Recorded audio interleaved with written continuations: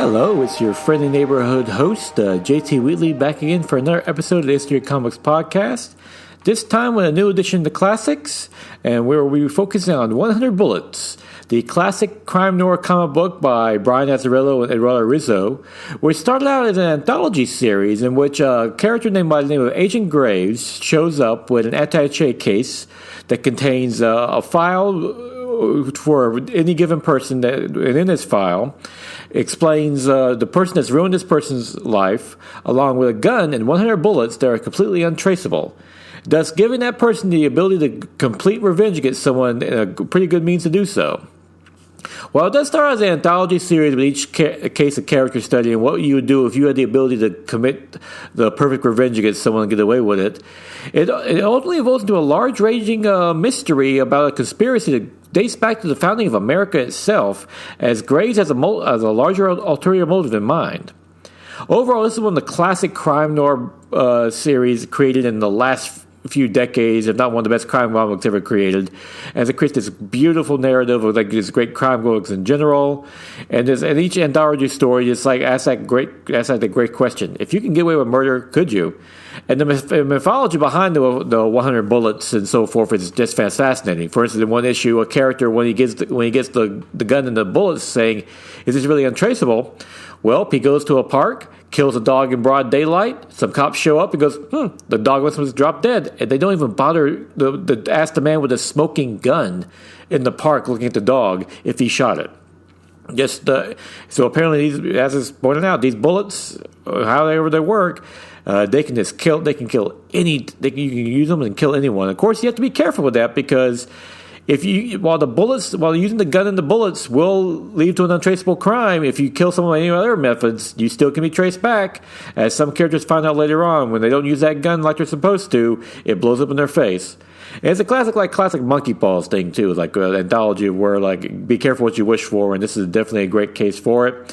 This series ran for interesting enough 100 issues from June of 1999 to April of 2009, and it's truly just a classic crime work, brilliant writing by Brian Azzarello, and just beautiful crime noirish art by Eduardo Risso that made one of the best serialized series from beginning to end. Just rarely lacked or fell apart at any point. And 100 issues and all the books that you can find on Amazon Prime or any bookstore and so forth. So please pick them up if you can.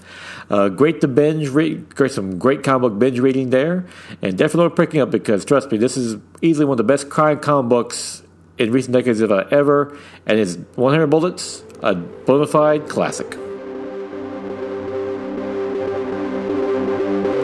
And now it is May 7th, 2020, time for the Read of the Week, and that is Xenozoic by Mark Schultz, which corrects his entire Xenozoic saga that he originally published with Kitchen Sink Press, which tells a post-apocalyptic tale about humans after a great cataclysm now trying to survive in a world that's now been repopulated by dinosaurs and trying to live with the land, but it's also still using a similar old and new technology while the dinosaurs roam the land, people are able to drive around with Cadillacs and firearms, making for a very interesting saga. And things get more complicated when a mechanic, who is this time a vaunted wise man played by Jack Tenrick, has some run-ins with a Wassoon ambassador from a rival tribe named by the name of Hana Dundry, who wants to get to the bottom of the mystery of what caused the catalyst and how to better improve the world, and of course the politics and everything else that ensues. Great story with a beautiful post-apocalyptic tale by Mark Schultz. There's great characters in general, but of course the real appeal is not only the story and the characters, but the art by Mark Schultz, which is absolutely gorgeous. People have compared it to the late great Wally Wood and how beautiful and detailed it was. And this world is from the dinosaurs, the Cadillacs is brilliant.